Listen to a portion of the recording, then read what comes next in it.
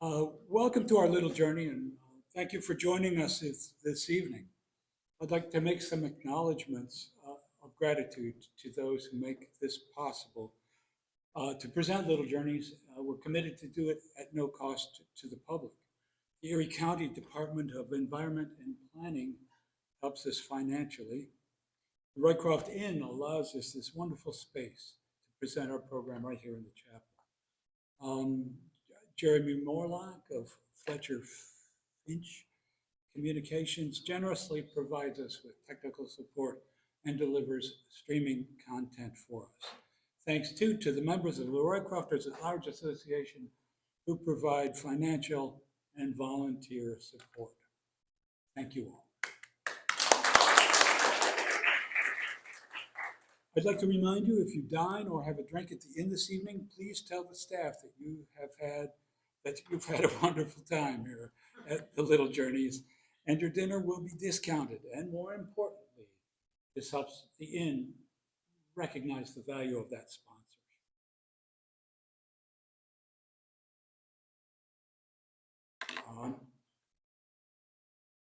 This is a little journey from Dashima to Bohemia with Carl Sadakichi Hartmann. It's an epilogue in 3 parts at the Roycroft Chapel. Don't worry about that 3 parts thing. I just put that up there. So, our next little journey will be, this is mostly true, unlike most things that I say. This part is mostly true. Will be October 8th, and the speaker will be Jackie Albarello. Jackie Albarello is a multimedia artist, author, photographer, and filmmaker who has worked at all 3 major networks in Buffalo and at WNED. Jackie has served as executive directors of the Arts in Education Institute of Western New York. She's co-founder of Artists and Veterans Art Collaborative, which provides free art programs to veterans and vets. She showcased this work in exhibits at the Roycroft campus and at the Horizons Gallery. As a photographer, she's exhibited in galleries throughout Western New York. Her one-woman show at the Birchfield, entitled My Mr. Birchfield, depicted her beginnings as Birchfield's neighbor. Can you imagine that? And later growing up in her former home, and later growing up in his former home. The exhibit included video clips of interviews with Jackie's family and close neighbors who recounted their relationship and memories with the famed artist. Jackie's photography is captured in the book, The Hotel Lafayette, Restoring Louise Bethune's Masterpiece. So please look forward to that. It'll be here, and we'll have it'll be our annual meeting. In that slide. So Carl Sadakichi, I'm going to go back to just to help you. Carl Sadakichi Hartmann was also known as Sidney Allen when he would do some writing. He was at the axis of the Roycroft and the photographic world.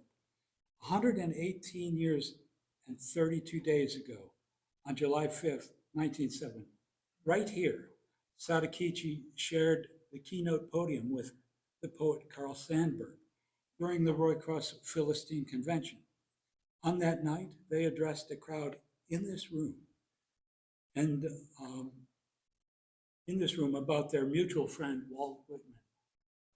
Hubbard was a great lover of Walt Whitman, too. The talk was well received, and the listeners left wanting more. That following night, and on July 13th, the two spoke again, this time on socialism, right here. Carl Sandburg also talked about the life of vagabondage, or riding the rails. Wow, isn't that amazing? I mean, when I think of all the great speakers, authors, artists, poets, painters, and thought leaders who have spoken also right here in this very space, I can only imagine their immense delight if they knew they shared that honor with me.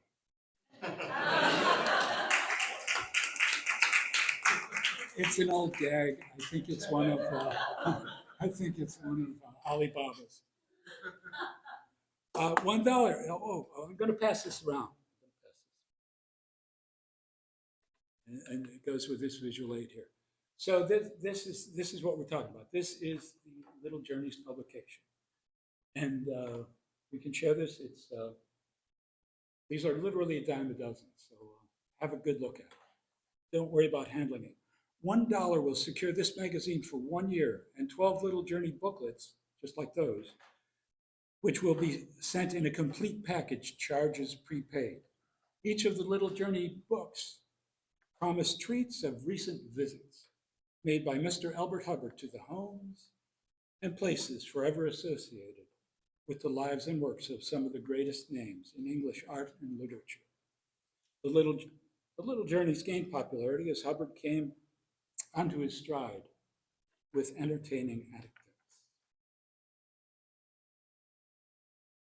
Yeah, it's reflexive, isn't it? I saw you reaching. You wanted to move ahead, but yeah. So by a show of hands, who is attending their first Little Journeys? Wonderful, wonderful. And so I've got to ask, who attended the one in February last year that was about Sadakichi Hartmann? All right. Thank you all. Those of you who were here last year, you may want to refresh your drinks, have a smoke, or catch up on your messages while I bring the rest of you guys up to speed. So this is a map of a little island. It's sort of more like a schematic drawing. You can see the little bridge here in the foreground and going to the mainland. So this is to remember that that's the island. So we're going to talk about Carl Sadakichi's family. Oscar Taru was born to Osada Hartmann, that was the mother, and German businessman Carl Hermann Oscar Hartmann in Kobe, Osada's home. Her family and the Japanese society in general disapproved of the union and the issue thereof. So Osada moved to Dashima, Nagasaki Prefecture, to rejoin her husband, Carl Oscar Hermann. For 222 years, this little island was the entire conduit for foreign trade and cultural exchange and other forms of interaction with Japan during the isolationist Edo period, and was the only Japanese territory open to Westerners. 2 years after Taru, Carl Sadakichi Hartmann was born on this island on November 8, 1867. That would put him 9 years younger than Elbert Hubbard, just for perspective. Carl Oscar made a vow to Osada on her deathbed that those boys would receive a European education. Osada died 2 months after Sadakichi's birth, and she was denied in Nagasaki's cemetery. Sadakichi would learn and later bitterly recall her body was cremated in Kobe. Her relatives, still scandalized by her marriage to an Occidental, strewed her ashes along a dusty road for donkeys to walk over. This is Commodore Perry's boat, and he's arriving to Kobe right there. And I'll quote a little semi-appropriate poem from Sadakichi Hartmann. In this torn sea of arabesques, looms there no isle of peace?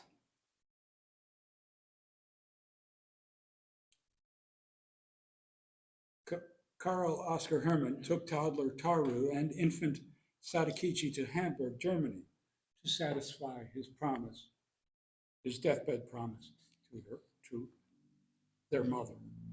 The boys would be raised by their paternal grandmother and uncle. Sadakichi wrote of his grandmother, quoting, "I have never known a father nor a mother's love, but this woman's kindness repaid fully for the other shortcomings. She had no grandchildren, and when suddenly 2 curious-looking little babies were sent to her, her maternal instincts reawakened and flowed out generously toward us for many years." In every moment, there was infinite love. For my uncle, there was entertained the highest feelings of reverence, admiration, not love, simply because one could not love him. The Hartmanns were a reticent, stoical bunch. Only at parties and on Sundays, his speech became a little more animated when he took part in the games. As a 13-year-old, Sadakichi was developing other appetites. He writes, Uncle Ernst had a wine cellar which contained claret and burgundy as expensive as 18 marks per bottle, port wine older than himself, Chateau d'Yquem, Rhine wine, Madeira, sherry, and different brands of champagne. I had a taste for and of them all, and ever since a liking for a real dinner with a special wine for each course, and longing to have my own wine cellar. The first I indulged in my short bachelor days when funds were high. The latter is still a dream, as my storage of liquor never exceeded a gallon of wine and a bottle of whiskey. In 1884, Sadakichi came to Philadelphia, and he stayed with another uncle for a little time, eventually also wearing his welcome out there and moving on to a series of rooms. He was a troublesome child. He was irresponsible, was always broke, and he was a spendthrift. He acknowledged that his father essentially had abandoned him when he was born. In the essay White Chrysanthemums, he wrote, I knew Jean Valjean better than my own father, who seldom honored my childhood with his presence. He would thereafter disdainfully refer to his father as venerable father in his writings. He immersed himself in the arts and literature and became a U.S. citizen in 1894. Sadakichi sought out Walt Whitman, who was living across the Delaware River in Camden, New Jersey. The two would discuss literature and philosophy, and Sadakichi was employed to answer Walt Whitman's mail. He was a very good linguist. He was fluent in English, German, and French. Apparently, Whitman had a considerable following overseas. Sadakichi was grateful to Whitman for his mentorship, and he began to flourish in his company. His own writings he is thought to have created the first haikus and the first tankas in the English language. He wrote an ode. Walt Whitman, I do not call thee master, but I am bound to thee forever. Thy works were to me, except love and nature, the grandest lessons of my life. This is a painting called Lovers on Moonlight Lake, and it's by Carl Sadakichi Hartmann, Wash on Board.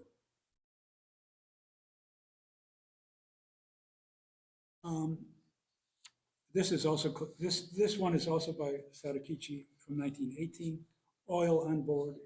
It's another one of Sadakichi's journeyman paintings, and I know.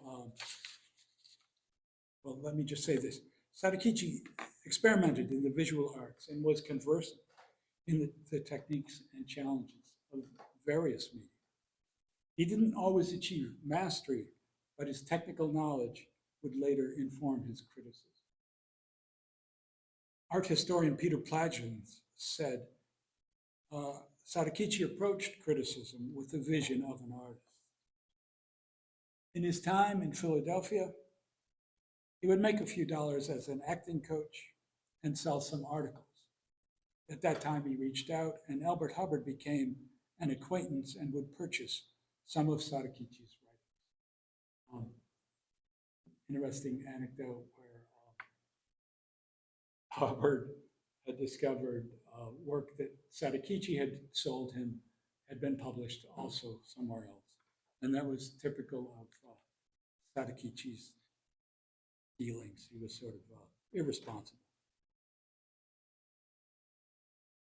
Yeah, he was a peach.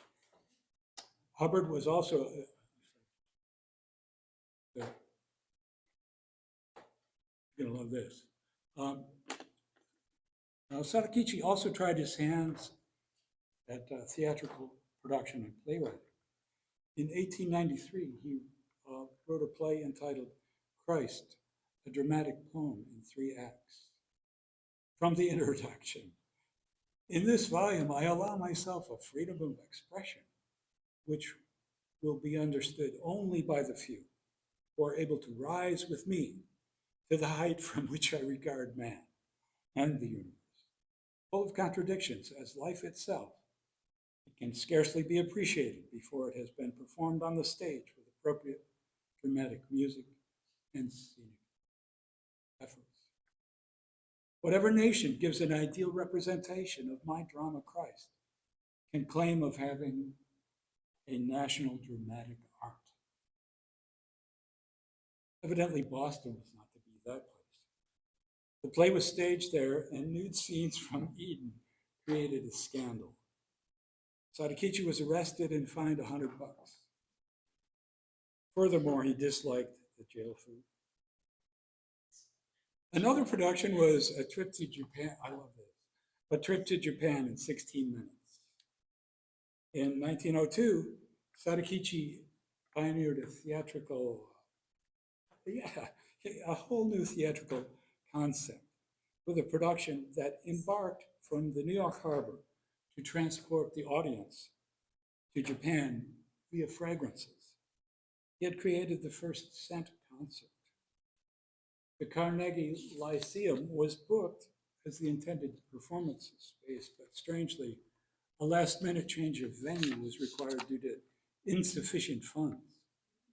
It shifted to the performance place was a burlesque house. Sadakichi began to fan sense into the crowd with costume geishas at his side. He was booed off after only 4 minutes into the act, apparently only a quarter of the way to Japan.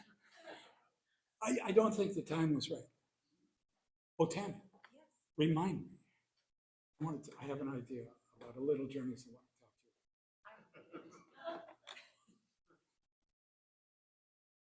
to you. Elizabeth Blanche Wade was a sister at German hospital in Philadelphia. She met Sadakichi as he was treated after a suicide attempt. He was despondent at his prospects. He was perpetually broke from his spendthrift habits and expensive tastes and unsuccessful theatrical presentations. This weighed heavily on his mind. She was 19. They would marry, have 5 children together.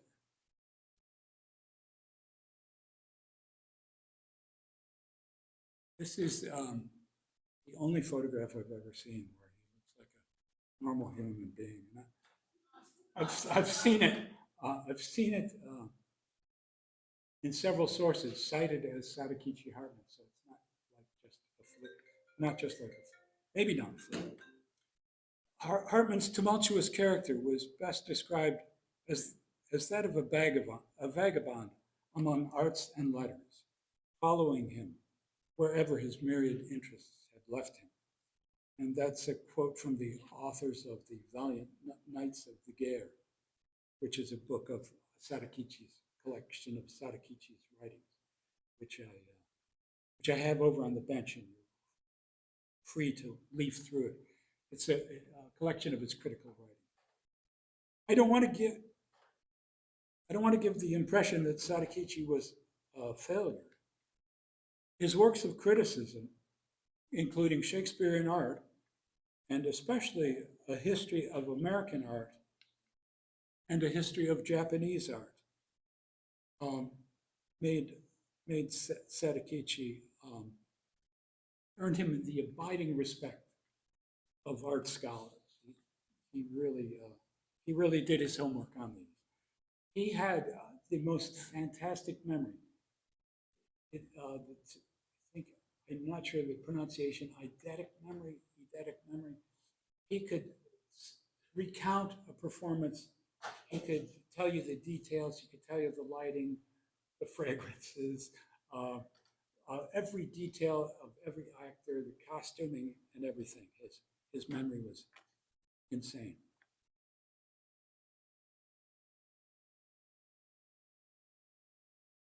Are we here? Are we here already? Well, yeah. Walter Bertling, in an article in Photo Era magazine, discusses the Albright exhibition of 1910. And he wrote, the Roycroft, located 20 miles southeast of Buffalo in East Aurora, had an influence on art photography. Carl Sadakichi Hartmann was at the axis of the Roycroft and the photographic world. As we know now, Sadakichi shared the keynote podium with Carl Sandburg. Was a pointer work on this? Ah, yes. That's Carl Sandburg.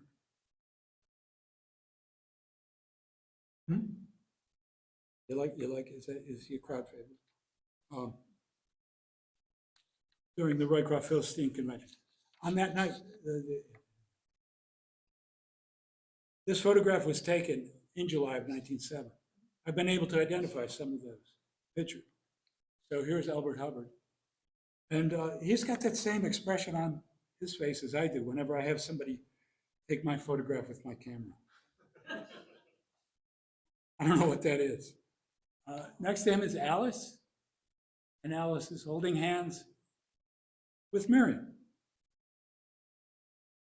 I don't know who that audacious kid is. This guy here, he is Maurice Jules Gaspard.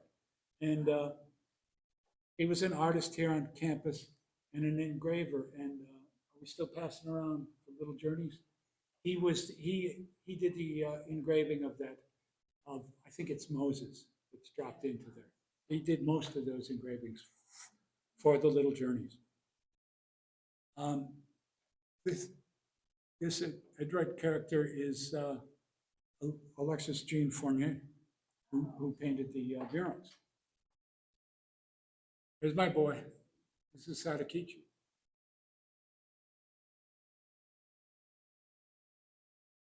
This guy?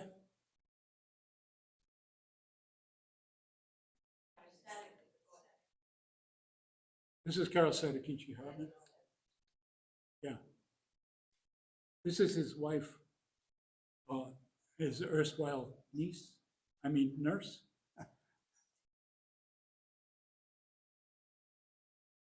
This is Lillian Bonham.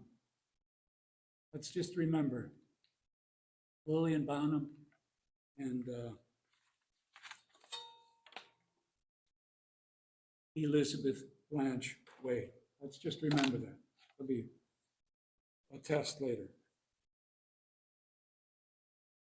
Oh, but not so much. Okay, so he attracted photographers from far afield to the Roycroft when Sadakichi was in East Aurora, who hoped to meet or even curry favor with the influential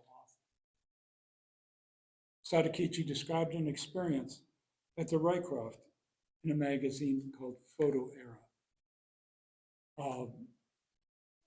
October 1913. There was a whole congregation of photographers assembled on the porch when I arrived. I had to face the artillery of their cameras more than half a dozen times in the next few days, and was unveiled into dissertations on art and photography at all hours of the day and night. Hartmann would make the acquaintance of Lillian Bonham, an artist at the Roycroft, who would later become his second wife. They had 7 children together. Although he traveled the country crisscrossing it often, Sadakichi was frequently in East Aurora. He said they had 7 children. So he maintained a home with Lillian Bonham at 257 South Grove Street, just a block and a half away from here. This is a photograph by Edward Weston, and it's called Pepper Number 30. And as you might guess, there are 29 before this and a number after. But, you know, it's just a beautiful, beautiful print. And I've had the honor of seeing Edward Weston's prints recently at the Fenimore Museum. More on that later. In Cooperstown.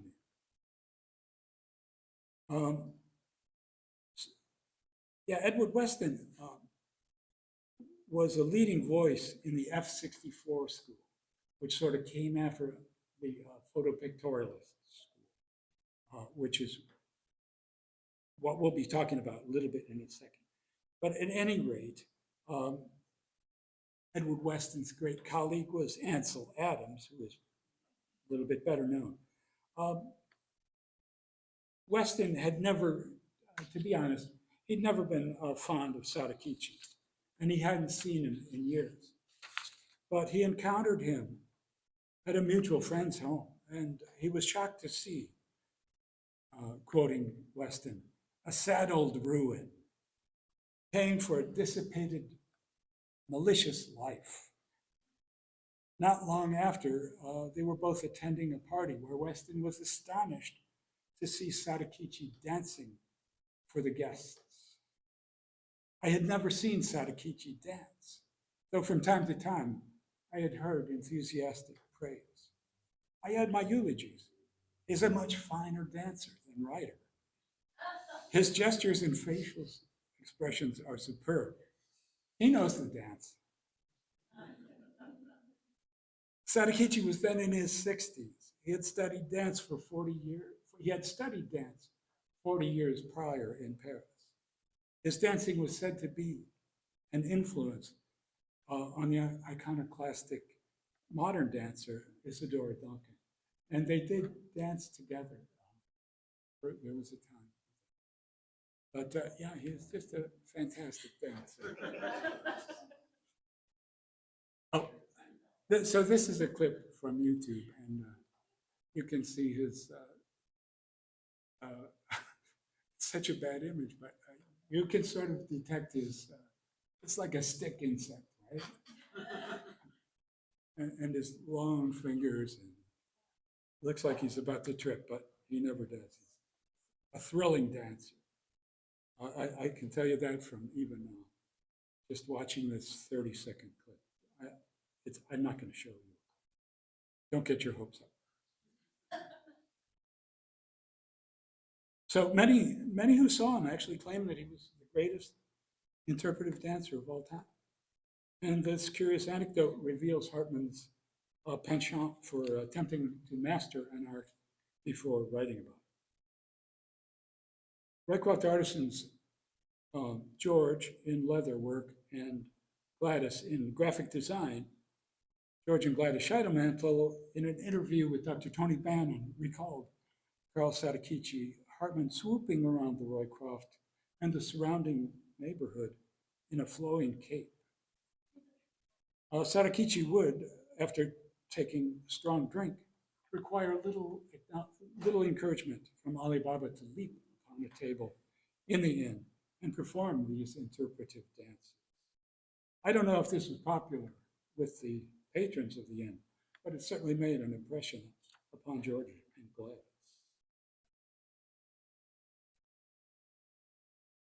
Yeah, this is an amazing little story.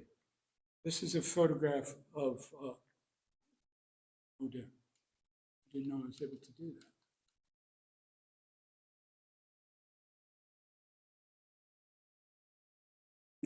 This is from June 1848. This scene is the first photographic illustration of a report that appeared in the newspaper.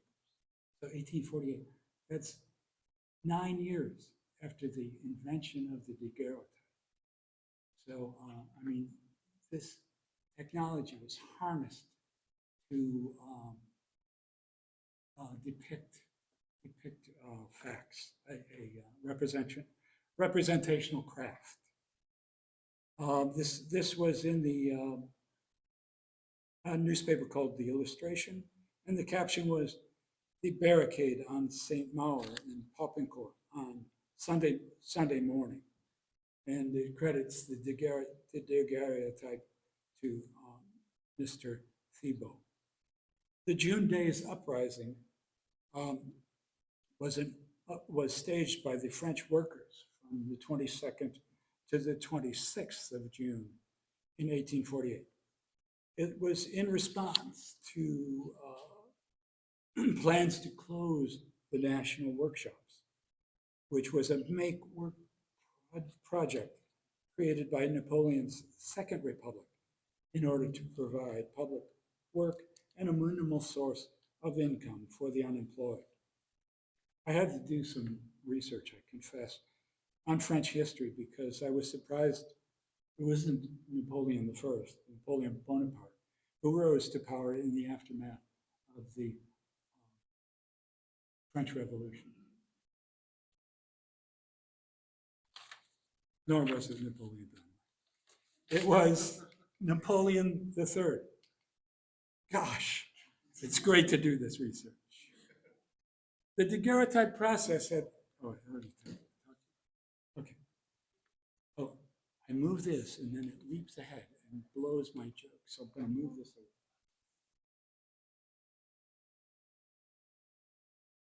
This is a beautiful, beautiful process. Notice the really subtle colors. And it's actually a color transparency.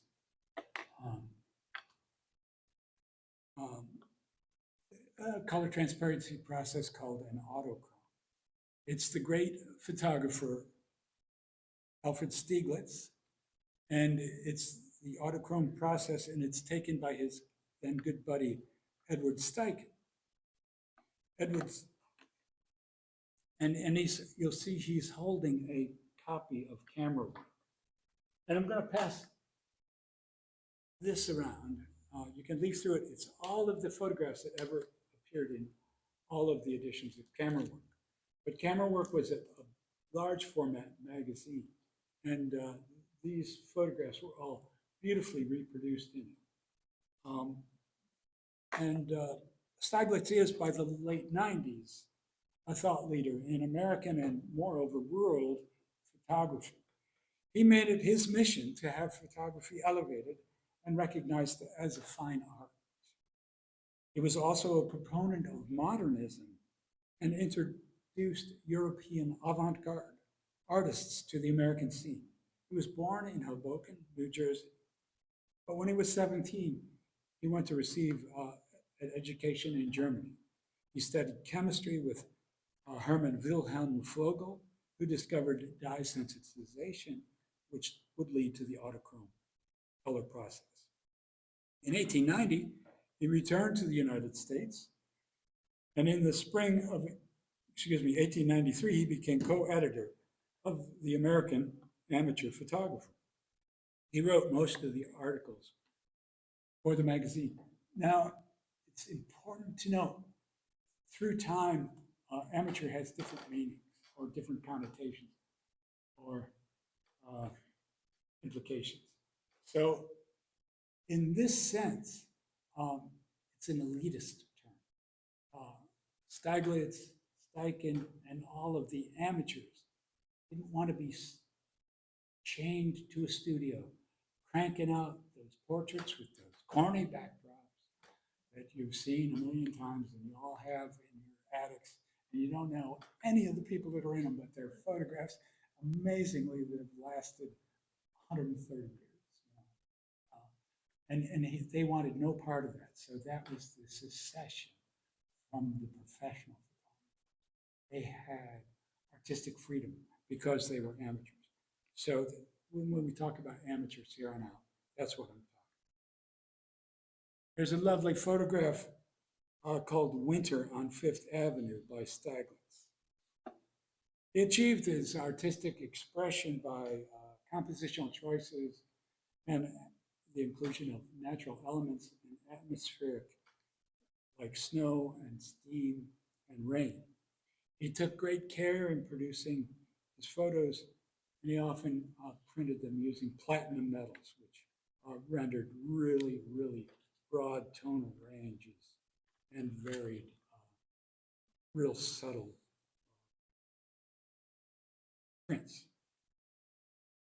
As we know, as we're passing that around, he was the editor of Camera Notes, which was the publication of the Camera Club of New York.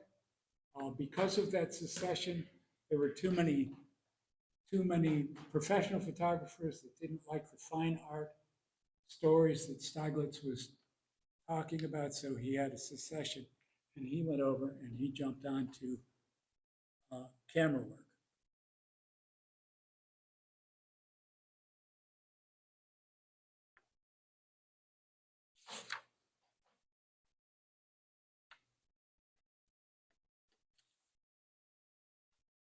He expressed his, so when he had his own publication and he wasn't any longer chained to the desires of the Camera Club of New York, he was able to espouse his thoughts about the potential of the of the photographic medium. Camera Notes featured meticulously printed photogravures in each issue, and occasionally there were even tipped in silver prints. I mean, actual printed photographs. We'd just chuck them in the magazine. Stieglitz had close oversight over the entire production. His own printing company would produce the magazine. Author and photographer Fred Holland Day writings were also were featured in the magazines.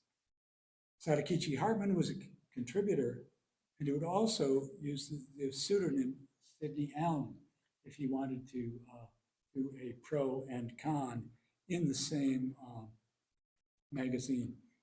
It was just a way for him to get 2 checks from 1 month. He was perpetually looking for every angle he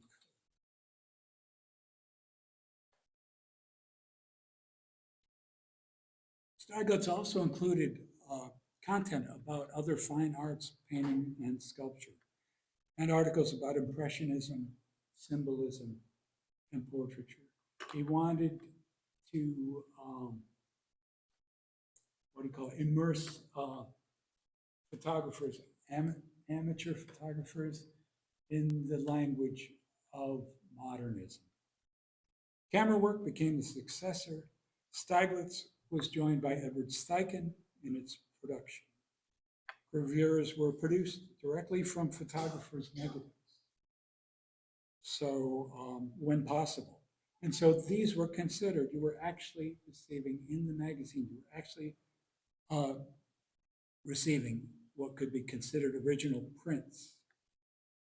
On one occasion, the gravures from camera work stood in for actual prints for a show of the photo secession in Belgium. When the prints were held up in customs, they just pulled these prints out of the magazine and put them on display at a major exhibition. And it was a legitimate use of original prints. So if you see one of these magazines in a bookstore or in an attic, I'll give you a book for it. Just let me know. Yeah, I mean, that you can't find it. Camera work. Oh. This is really interesting. So this is Edward Steichen, and it's a self-portrait. It's a photograph. It's a technique called drum oil print. I'm not going to get into it, but brush strokes are used. And it's, what were we talking about earlier? This is super meta. Okay, it's a self-portrait. Steichen was an accomplished painter. So it's a self-portrait, but it is a photograph. So although the Chiao chiaroscuro, and evidence brushstrokes suggest a painting. They are the result of the gum bichromate photographic process. Steichen advanced the photosecession cause through photographs like this, as well as the exhibitions and publications of camera work that resulted from his collaboration with his buddy, Alfred Stieglitz. He was one of the leading photopictorialists, and he was a dedicated modernist. He partnered with Alfred Stieglitz in a little gallery called the Little Galleries of the Photosecession.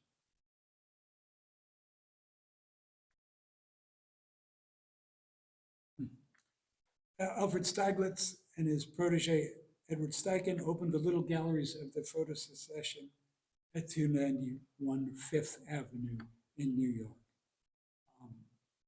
Shortly thereafter, it became known as 291. They used the gallery to feature the work of photosecessionists and to confirm photography as a fine art. This is a solo show of Edward Steichen's work.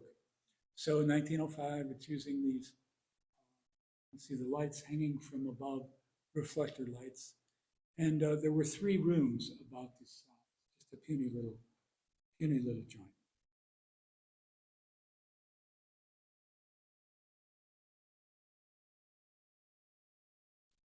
I'm missing a slide. Don't feel bad. It was a pretty good one. You're not missing that much.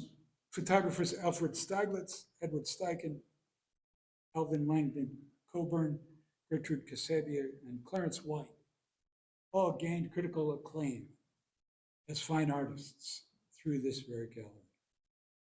291 would also present the work of modern painters and sculptors to again, as I said before, to expose the photographers of the photosecession and also the public at large to the avant-garde, to immerse them in that modern language.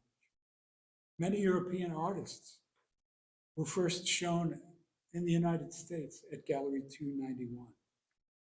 This is amazing. And I couldn't find any pictures of it. But Picasso had his first show, his first solo exhibition in this country at 291. He had 51 pieces in these 3 rooms. The average price was $50. He sold 1.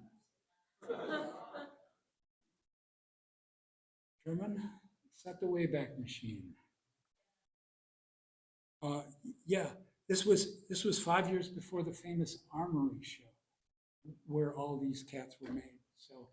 So these 2 guys, these 2 goofy photographers, really set the world on fire, started the world to think about modernism and modern art.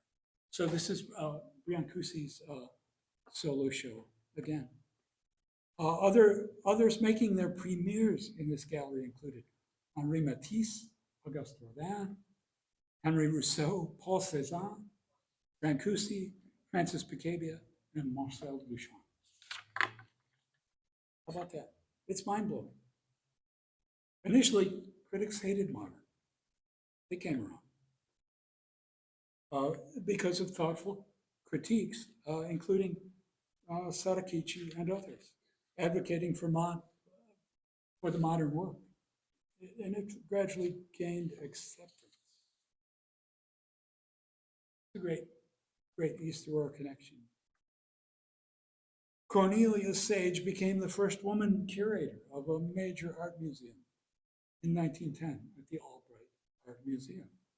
She worked with Alfred Stieglitz and Edward Steichen to mount the International Exhibition of Photo Pictorialism. It was the first exhibition held at an American museum that aimed to elevate photography status as a purely documentary craft to a fine art.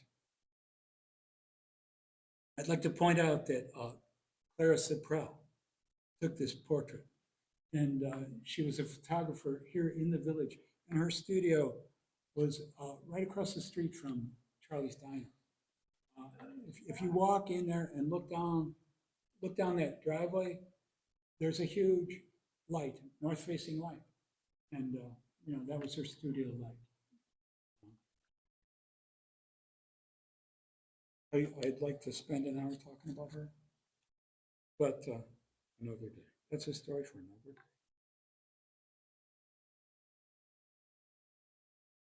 This exhibition, so the exhibition that we're talking about, this exhibition was brilliantly installed by the painter Max Weber, who transformed the most beautiful gallery in America, as Stieglitz described the museum, into an intimate space for the viewing and understanding of contemporary photography. In total, Stieglitz's Buffalo show introduced the museum's audience to more than 600 photographs by 65 artists. There is a contemporary photograph of some of the pictures. Guido Bruno was a publisher and an author in Greenwich Village. He produced numerous publications, including magazines and chapbooks. The Philistine, which was printed right here on campus, is an example of a chapbook, pocket size and with articles of practical and human interest.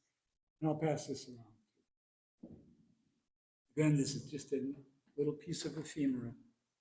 It's not like the, what do you call it, Bible. Gutenberg. So,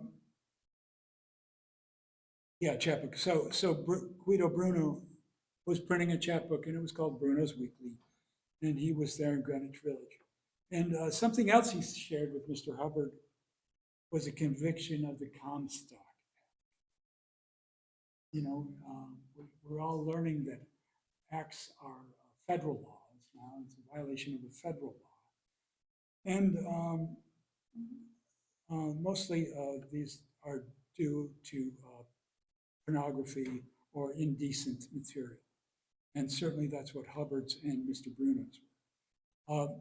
Mr. Bruno was charged with publishing a book called Edna, the Girl of the Streets. And it was actually a hard-reaching social commentary about the causes of, that drove this poor woman to prostitution. But nonetheless, he was convicted of morals violation, and it was a felony. And he shared that distinction with Mr. Hubbard. Hubbard's conviction was for a joke about contraception in the publication Philistine. It's not in that. It's not in that particular law.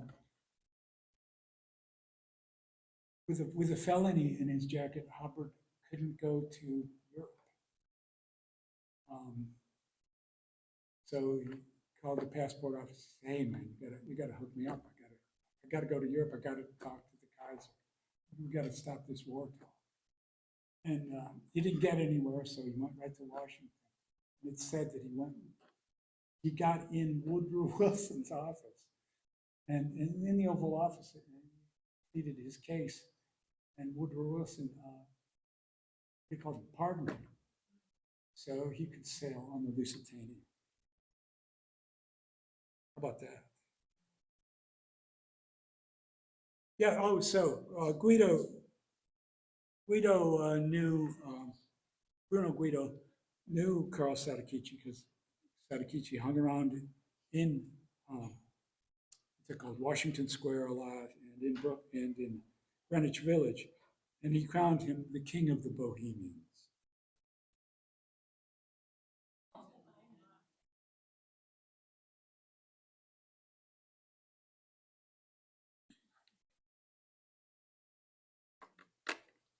I want to show you something. Go back.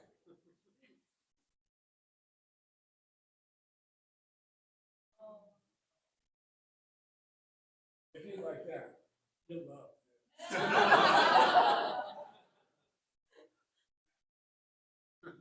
How do you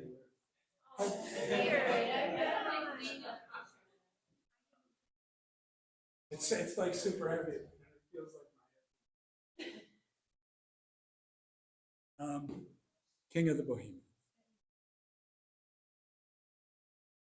May 7th, 1915. 1,195 souls lost, including Elbert and Alice Hubbard. The Lusitania sunk within sight of Cork, 5 miles off the coast of Ireland.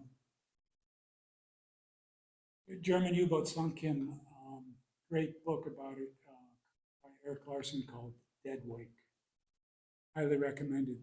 It was the largest, the Lusitania was the largest thing on the ocean. And U-boats got scored, U-boat captains got scored by the tonnage, but they sank. And this was a big score for them.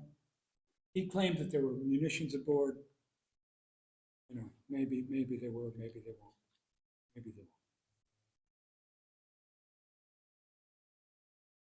So this is, of course, a recruitment poster, sort of like the artwork. The context is sort of interesting. You know, America sleeps, but you know, remember, we were a little late to the party.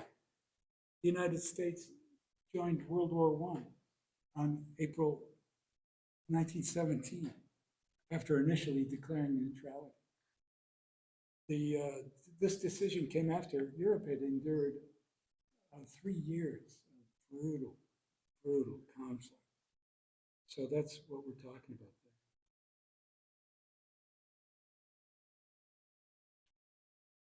Blue Flower, 1918, by Georgia O'Keeffe. Quote by Georgia O'Keeffe. Nobody sees a flower really. I'm quoting her here in hopes to avoid another Comstock act. In 1916, Gallery 291 featured the work of Georgia O'Keeffe, and she and Stieglitz were developing a relationship which included artistic collaborations, and they would also become lovers and marry. Never one to rest on his laurels. Alfred Stieglitz had outgrown the dreamy and painterly pictorial style, and he explored new horizons. This abstract photo of clouds was taken from a series. Yeah, this print came from a series he called them Equivalents. We saw the series on display at the George Eastman House a couple of years ago. There are like dozens of photographs like this.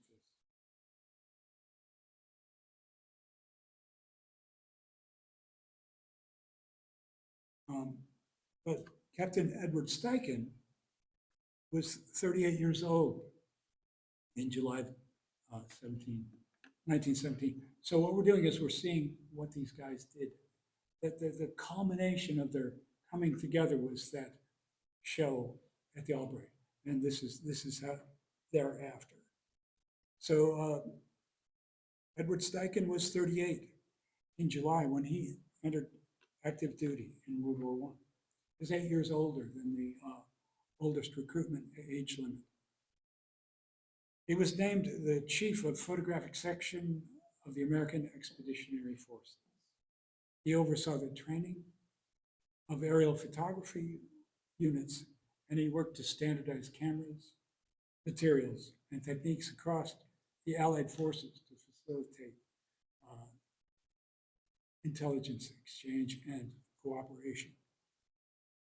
Quoting, "The wartime problem of making clear, sharp pictures from a vibrating, speeding airplane, 10 to 20,000 feet in the air, had brought me a new kind of technical interest in photography," he later wrote. Hovering high over the landscape, Steichen was transfixed He was figuring out exactly what the camera would do. I wanted to know all that could be expected from photography. And that was like his lifelong connection. And I mean all these guys were absolutely exploiting the media, the hardware, the chemistry, and the atmosphere, the language. Following the armistice in November 11th, 1918, Steichen by then had been promoted to major, and he remained in France to direct the extensive documentation of significant battle sites. He emerged from the war, demonstrating a greater appreciation of the striking pictorial effects of aerial photographs, but also celebrating the camera's capacity to convey neither opinions nor prejudice, indisputable facts.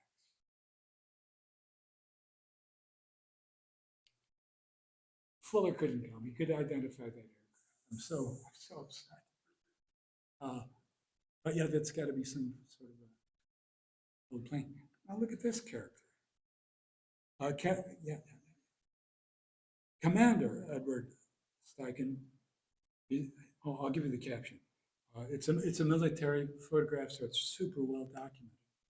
Commander Edward Steichen photographed above deck of the aircraft carrier USS Lexington by Lieutenant Victor Jorgensen on November of 1943. And got a camera dangling around his neck, but in two hands he's holding an aerial camera. Rear Admiral Bedford, one of the Navy's early pioneering aviators, wanted to document the new warship in the Navy's arsenal. It was the fast aircraft carrier in action. The battleship was the queen of the fleet. The battleship had long been the queen of the fleet, and it was now displaced by the powerful platform of the aircraft carrier. The Admiral wanted dramatic action photos of the Navy's carrier operation for use in publicizing this new form of warfare and attracting new recruits. So Steichen, as one of the foremost photographers of the time, could very well be the one to deliver them. With a waiver in hand, he became Commander Edward Steichen, U.S. Naval retired, and one of the most noted combat photographers of World War II. This is one of his photographs. View of the flight deck of the U.S. Naval aircraft carrier Lexington. Aircraft of Carrier Group 16 is landing in November of 1943. The crewmen in the foreground are sitting on the wings of a Douglas SBD-5 Dauntless of Bomber Squadron 16 as a Grumman Hellcat F5 F-3 Hellcat of Fighting Squadron 16 lands, and a Grumman TBF Avenger Torpedo Squadron taxis to the parking space. So much is going on, and we know so much about it because of the meticulous documentation of those Navy guys. What a beautiful color rendition that is, too, isn't it? Fashion work for Condé Nast and Vogue magazine made Steichen famous and wealthy. This is Anna May Wong, an actress who also happened to co-star with Sadakichi Hartmann in a movie.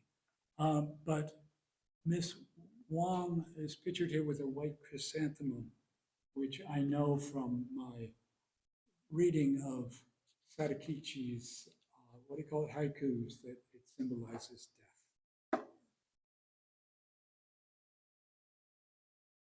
Gloria Swanson, certainly you've seen this photograph. Maybe if you've passed that book around, I think it's in that book. But I mean, these compositions are just incredible. And then this is just a straight up commercial, fashion photography, dresses by Madeleine Villeneuve from 1930, but what an awesome, composition.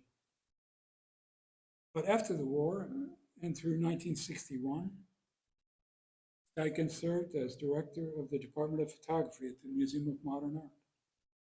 One of the most memorable for me projects that he curated was called The Family of Man. Anybody recall that?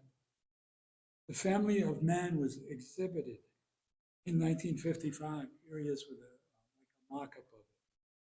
Was exhibited from 1955 to 1964 in the New York Museum of Modern Art. And then it toured the world for 8 years to incredible audience numbers.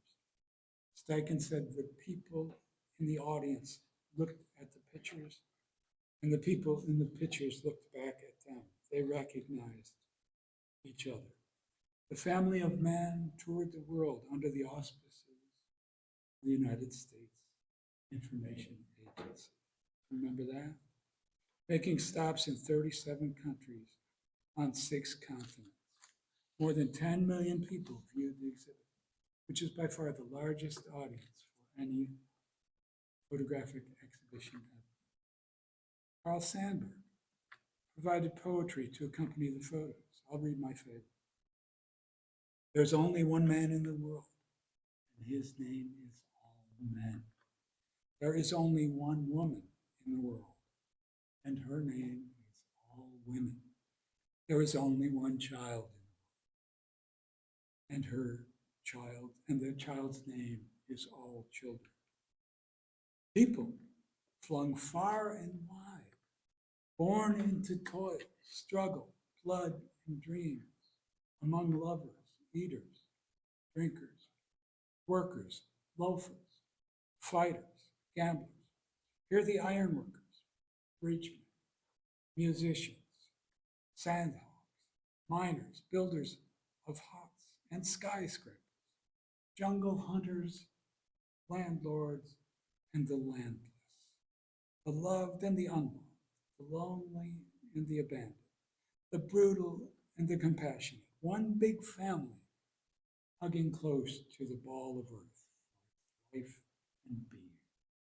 Everywhere is love and love-making, weddings and babies, from generation to generation, keeping the family of man alive and continuing.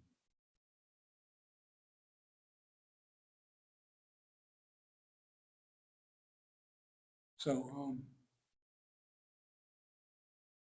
we'll remember. Yeah. So here they are, a little bit older, and they gradually moved apart. Initially, after the photopictorialist exhibition in Baltimore, hard words were exchanged.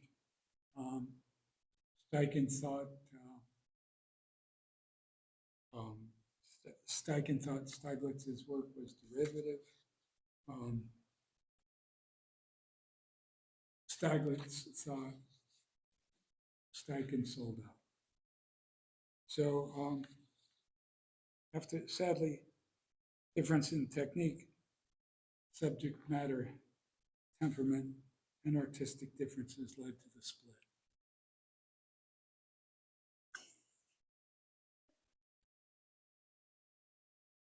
Simon and Garfunkel, best picture I could find.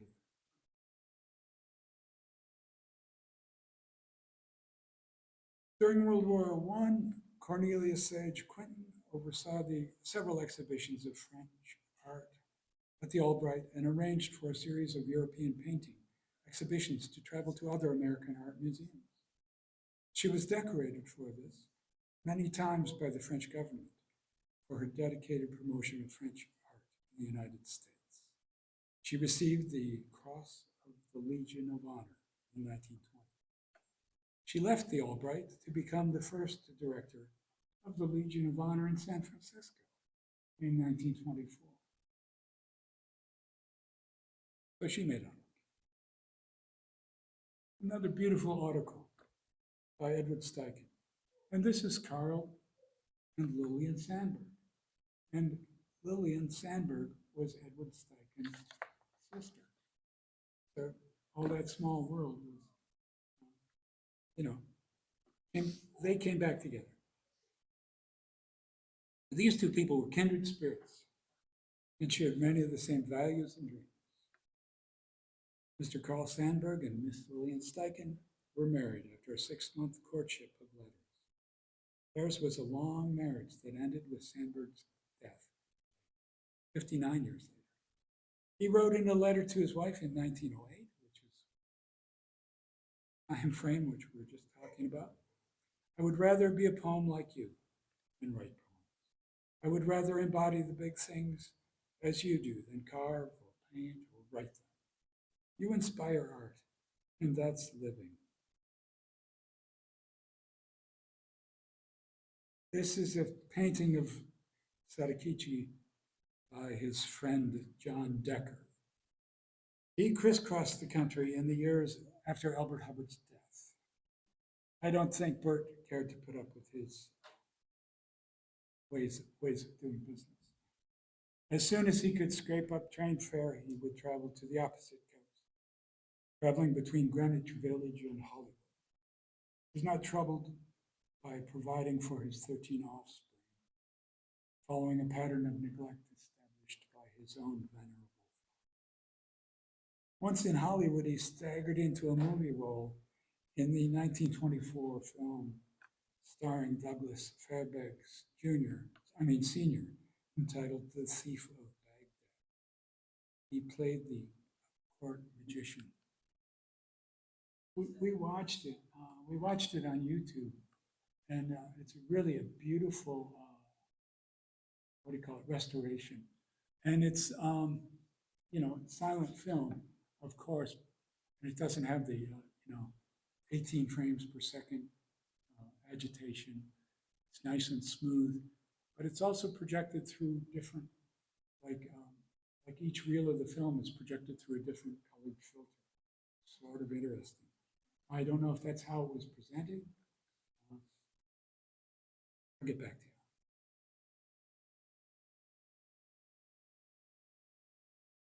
you. While in Hollywood, Sadakichi took up with the characters depicted in this, including the artist John Decker. I think that's John Decker. There's Sadakichi. There's their buddy, W.C. Fields. I'm quoting from Gene Fowler's book, which is a book about these same characters, but it didn't have this very colorful dust jacket to share with you. So it's essentially the same story. It's just told by a different author who didn't have the great poster to share. Minutes of the last meeting, I have it. It's propping up the projector at the moment. Maybe after the program we can look at it. Gene Fowler quoting, Barrymore would die. Oh. And there he is. Barrymore in Death by John Decker. Barrymore would die. His insides burned out from going too near the flame. His liver shriveled to a small, hard mound, and his kidneys were almost gone. But the Viking's heart mocked the rest of him, kept him alive, when it sometimes seemed that he could not live out the day. Decker would die when kidneys, liver, stomach, and all but the heart were but mere remnants. So too did the heart sustain beyond all reasoned memory, all reasoned measure of survival. So too did the heart sustain beyond all reasoned measure of survival. The powerful W.C. Fields, a man so perversely proud that he preferred to have men think him drunk rather than he was actually gravely ill. Fields died on Christmas, the day he always pretended to hate. The defiant old artist fell away from this world with a leer for death, which he personified as the man in the bright nightgown. The self-destruction of these physical powerful men supplies a valid argument for temperance, as well as for other kinds of moral restraint, notwithstanding their shortcomings, their lack of self-discipline, among other things. The members of this group acted valiantly in times of adversity. They blamed no one but themselves for the outcome of their follies. Self-pity was a stranger to them. They paid all penalties without welching, and they lived their last hours without cringing. As his friends were dying, Sadakichi was harassed by both the FBI and the Riverside, California County Sheriff's Department because of his Axis powers ancestry. He avoided internment in the relocation camps where persons of Japanese descent were imprisoned in World War II due to his frail appearance and ill health. His friend, John Decker, described him as a fugitive from the embalming table. They were like, a group of insult comedians that got together. And they were bad-tempered, and they were just witty and obnoxious and entitled and drinking to die. And they succeeded resoundingly. Sadakichi made his last trip across the country, hoping to be received by his daughter Wisteria in St. Petersburg, Florida, to live out his days. He died on November 22nd, very shortly after arriving. Sadakichi's ode to his mother. A woman's death created me. Rest with my thanks. Rest softly under the hills of Kobe, while wind and birds sing everlasting funeral rites to thee.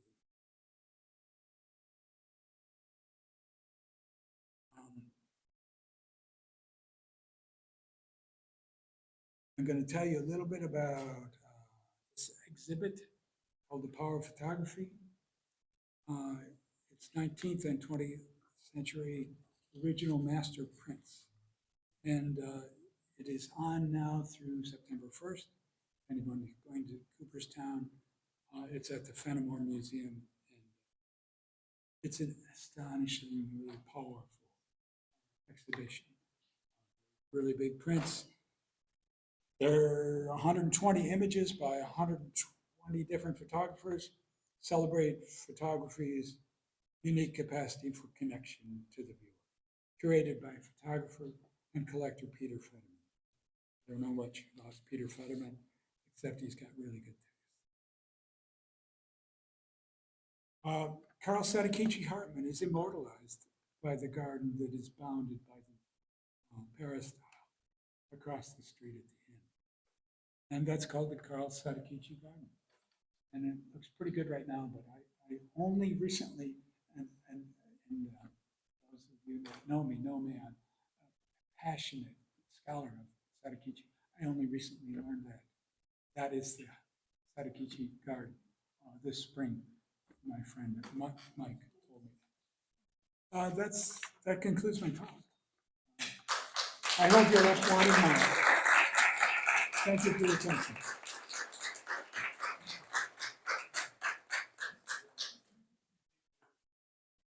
Thanks for coming.